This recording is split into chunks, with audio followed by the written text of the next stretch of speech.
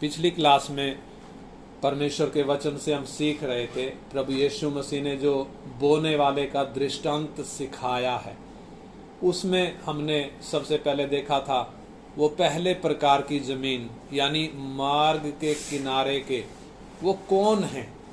और हमने देखा था प्रभु उस दृष्टांत के द्वारा हमें समझाता है कि वो मार्ग के किनारे के कौन हैं। वो जो वचन को सुनते तो हैं लेकिन वचन को समझते नहीं, और ना समझने के कारण उसकी कीमत को पहचान नहीं पाते, वचन की कदर नहीं करते, जिसके कारण हमारा विरोधी शैतान वो करता क्या है, वो मनों में से वचन को चुरा ले जाता है। आइए उसी क्रम में हम वो दूसरे प्रकार की जमीन को भी आज थोड़ा प्रभु के आत्मा के द्वारा समझेंगे। हम पढ़ेंगे मत्ती 13 अध्याय, उसका 5 और 6 वचन हम पढ़ेंगे। मत्ती 13 अध्याय का 5 और 6 वचन। मत्ती 13 का 5 और 6 वचन। कुछ बीज पथरीली भूमि पर गिरे, जहाँ उन्हें बहुत मिट्टी ना मिली, और गहरी मिट्टी ना मिलने के कारण वे जल्द उग आए, पर सूरज निकलने पर वे जल गए और जड़ ना पकड़ने से सूख गए। हाँ, इधर देखो, प्रभु अगले प्रकार की जमीन के बारे में हमें बता रहा है।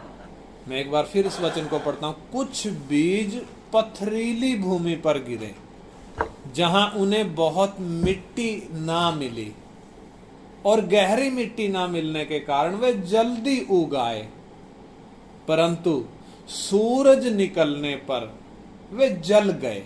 सूरज की गर्मी के कारण क्या हो गए, जल गए, और जड़ ना पकड़े हुए होने के कारण वो सूख गए। प्रभु इसका अर्थ समझा रहे हैं, उसमें उसका 20 और 21 वचन में इसका अर्थ भी समझा रहे हैं। और जो पथरीली भूमि पर बोया गया, जो पथरीली भूमि पर बोया गया, ये वो हैं, यह वो है जो वचन सुनकर तुरंत आनंद के साथ मान लेता है। हाँ, जो वचन सुनकर तुरंत आनंद के साथ मान लेता है, पर अपने में जड़ ना रखने के कारण, हाँ, पर अपने में जड़ ना रखने के कारण वो थोड़े ही दिन का है। वो थोड़े ही दिन का है।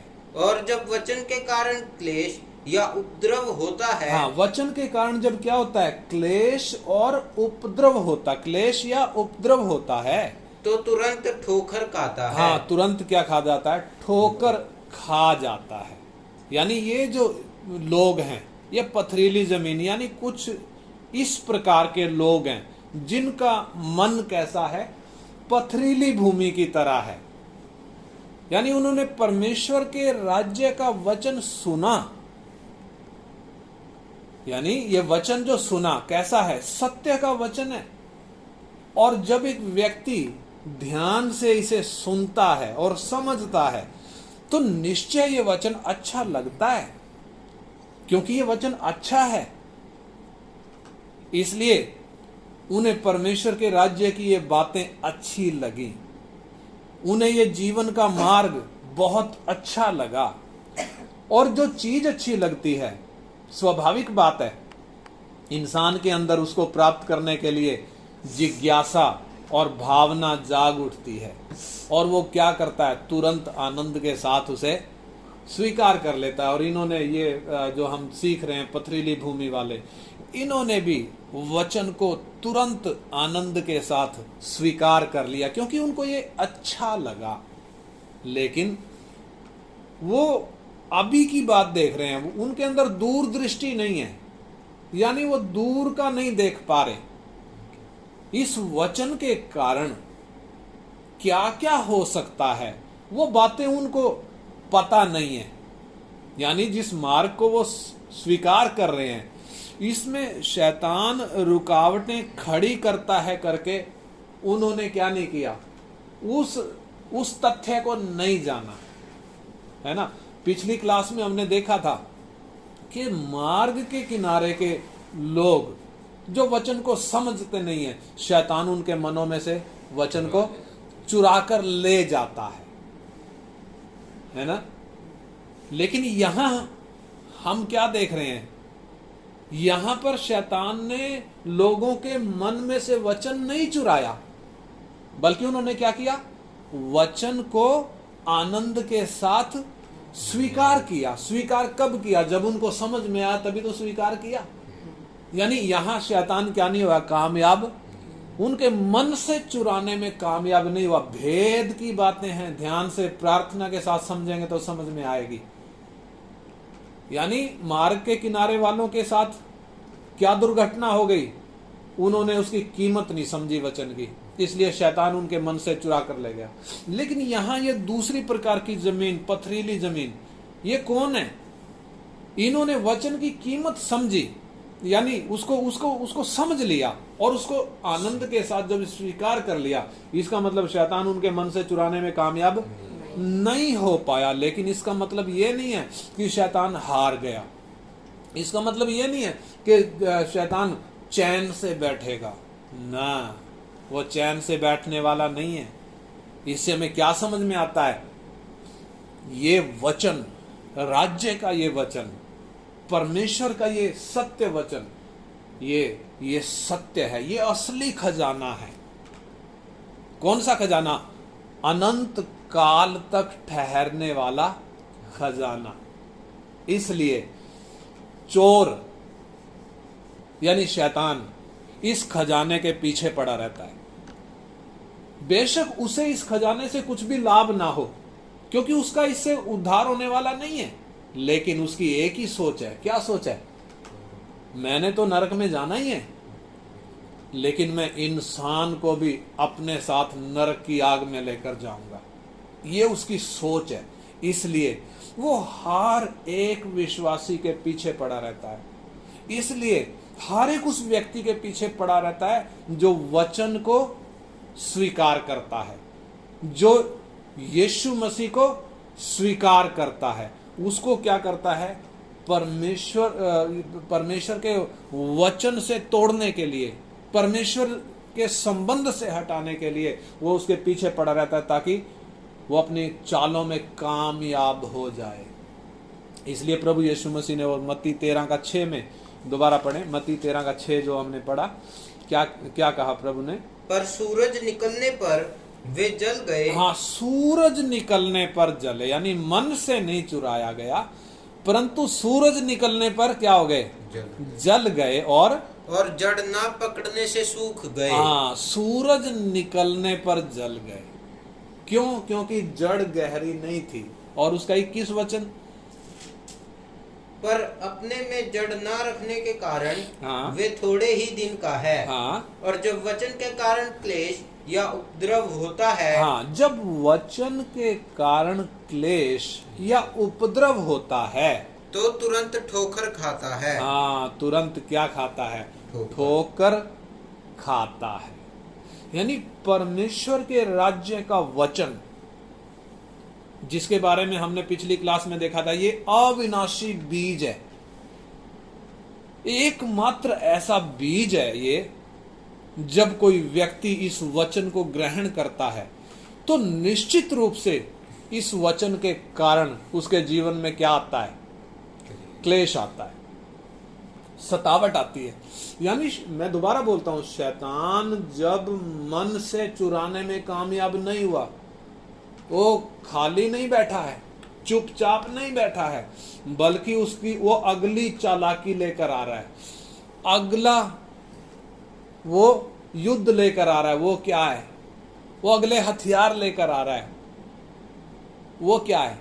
वो लोगों को भड़काकर लेकर आ रहा है। कहां से शुरुआत होती है? घर वालों से शुरुआत होती है। यानी जब एक व्यक्ति वचन को स्वीकार करता है, उसके घर वाले ही क्या हो जाते हैं? उसके बैरी हो जाते हैं। पहले घर वाले और फिर समाज वाले भी क्या हो जाते हैं? उसके बैरी हो जाते हैं। क्या सोचते हैं? इसने धर्म बदल लिया। यानी ये बात कि लोग बैरी हो जाते हैं, ये सच्चाई है कि इस वचन के कारण क्लेश आता है, ये सत्य है।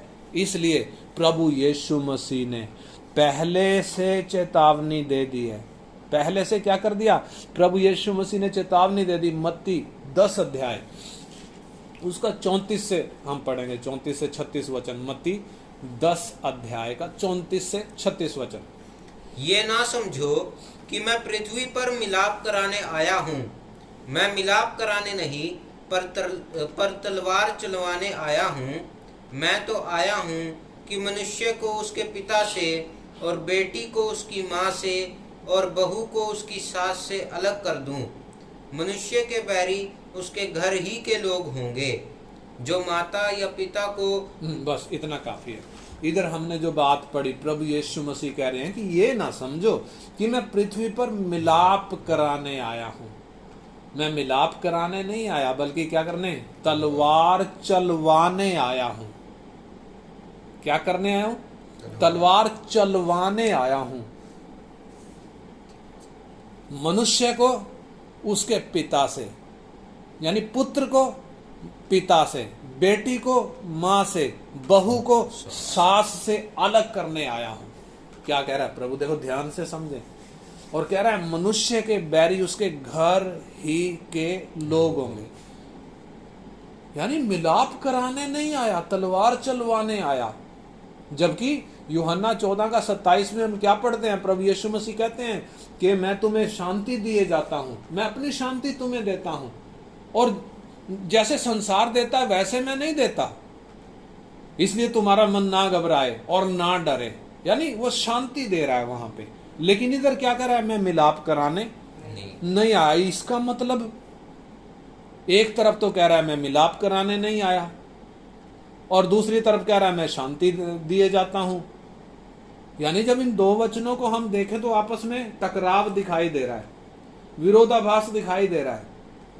परंतु पवित्र शास्त्र बाइबल की यह विशेषता है, परमेश्वर के वचन की यह खासियत है कि यह सर्वशक्तिमान परमेश्वर के मुंह से निकला हुआ वचन है। इसलिए इस पवित्र शास्त्र की सारी 66 किताबों में कहीं पर भी किसी भी वचन में कोई टकराव नहीं है। और ये दो वचन जो हमने पढ़े, एक तरफ कहता है मैं मिलाप कराने नहीं आया, तलवार चलवाने आया, और दूसरी तरफ कहता है कि मैं अपनी शांति तुम्हें दिए जाता हूं। यहां पर भी इन दोनों वचनों में कोई विरोधाभास नहीं है। बस जरूरत किस बात की है? परमेश्वर के आत्मा की सहायता से इसका सही अर्थ समझने की जरूरत है। इसका अर्थ क्या है? मत्ती 10 अध्याय 34 से 36 में जो हमने पढ़ा, प्रभु यीशु कहता है ये ना समझो कि मैं मिलाप कराने आया हूं। इसका अर्थ क्या है? प्रभु ऐसा क्यों कह रहा है? प्रभु ऐसा इसलिए कह रहा है क्योंकि जो इस यीशु को स्वीकार करेगा, जो इसके वचन को स्वीकार करेगा, होगा क्या? उसको क्या सामना करना पड़ेगा? उसको क्लेश का सामना करना पड़ेगा। यानी बेटे ने विश्वास किया है, बाप विरोध में हो जाएगा। बेटी ने विश्वास किया, मां विरोध में हो जाएगी।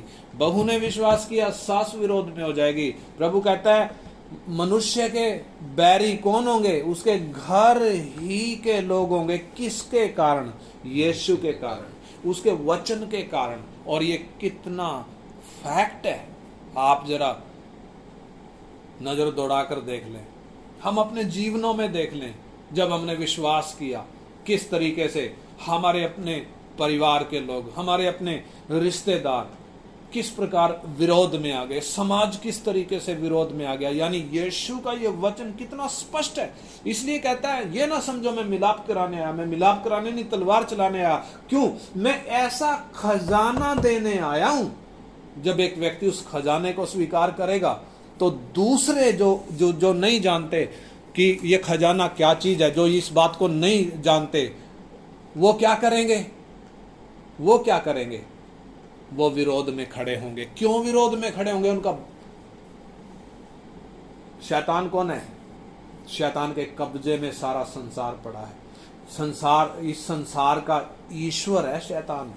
इसलिए वो लोगों को भड़काता है, इसलिए वो लोगों के मनों में काम करके उनको विरोध में लेकर आता है। किसके विरोध में? जिसने इस वचन को स्वीकार किया है। अगर वो मन से नहीं निकाल पाया, वो लोगों को विरोध में लेकर आता है। क्यों विरोध में लेकर आता है? किसी ना किसी तरीके से इस व्यक्ति को क्या करे, इसको पीछे खींचे, किसी ना किसी तरीके से इसको जीवन के वचन से हटाए। इसलिए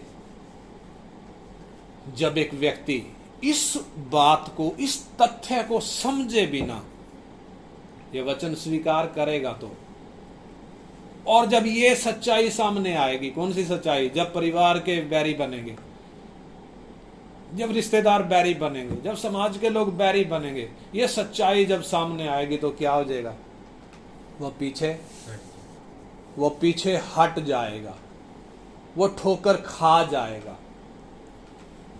इसलिए प्रभु इधर कह रहा है, पथरीली भूमि के कौन? जिन्होंने आनंद के साथ वचन तो स्वीकार किया, लेकिन जब सूरज निकला, यानी वचन के कारण जब क्लेश आया, जब गर्मी बढ़ी, वो जल गए, सूख गए, ठोकर खा गए। और इतना ही नहीं, केवल सतावट नहीं, उसका लूका 8:13 भी हम पढ़ें। लूका 8 अध्याय का 13 वचन। शैतान और करता क्या है? चट्टान पर के वे हैं कि जब सुनते हैं तो आनंद से वचन को ग्रहण तो करते हैं, परंतु जड़ ना पकड़ने से वे थोड़ी देर तक विश्वास रखते हैं और परीक्षा के समय बहक जाते हैं। हाँ, इधर एक और बात लिखी है, परीक्षा के समय बहक जाते हैं। पहली बात हमने क्या देखी?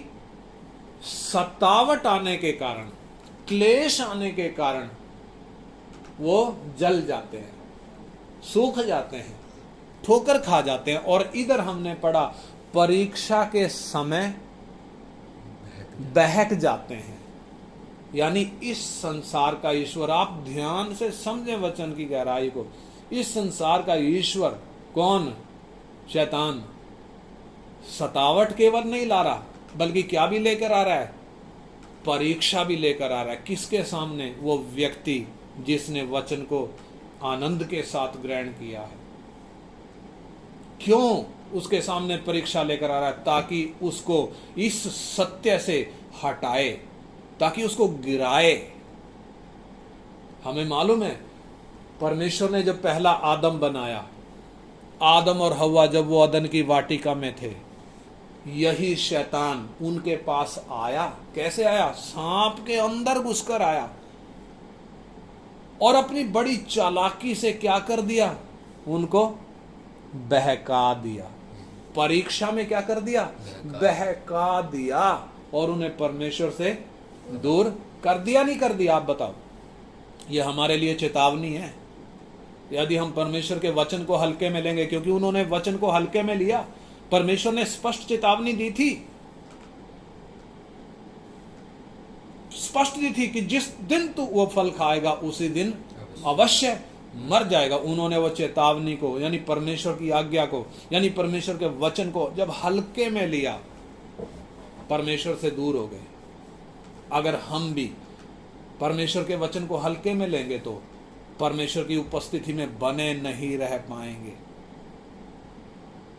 और इतना ही नहीं, बल्कि यही शैतान यीशु के पास भी आया, अंतिम आदम के पास, यानी यीशु के पास आया। क्या करने के लिए?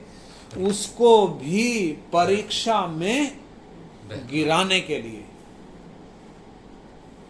और सबसे पहले ये किसके पास आया था? ये स्वर्गदूतों के पास भी आया था। 1/3 स्वर्गदूतों को इसने गिरा दिया, लूसीफर को इसने गिरा दिया, फिर अदन की वाटिका में आदम को गिराया, और अब किसके पास? यीशु के पास भी आया।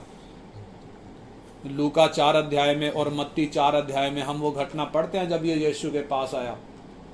कह रहा है कि इन पत्थरों को बोल दे ये रोटियां बन जाएं, क्योंकि यीशु 40 दिन और 40 रात से भूखा है, उसको रोटी की जरूरत है। लेकिन यीशु क्या कह रहा? मनुष्य रोटी से नहीं बल्कि परमेश्वर के वचन से जिंदा रहेगा।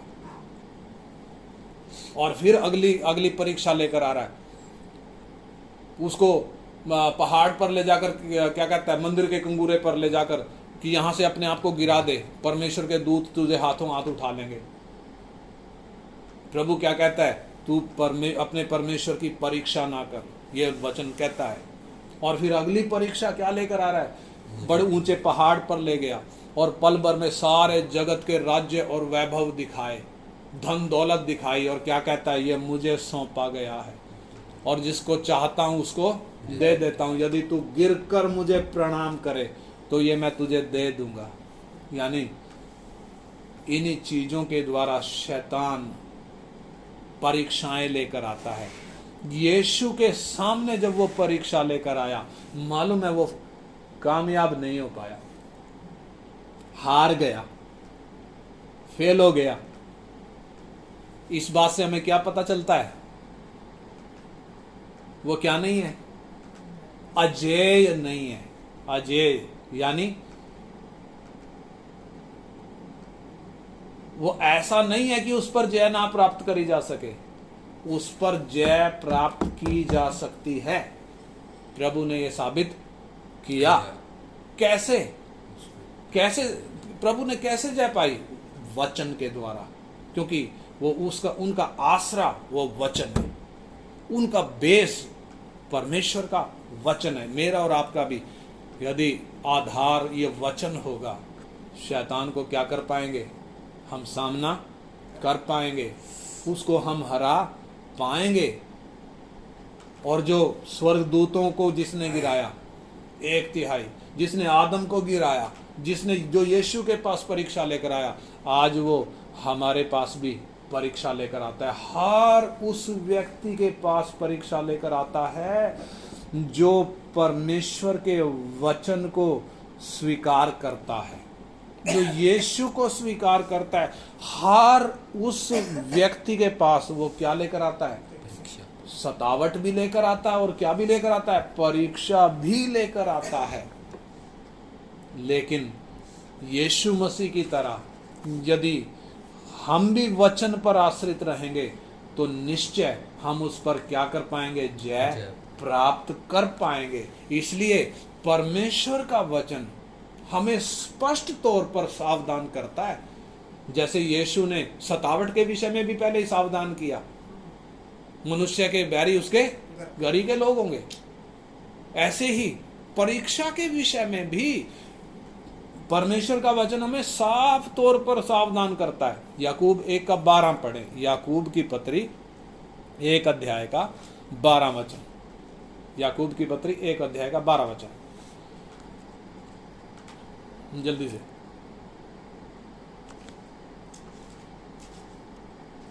याकूब 1:12।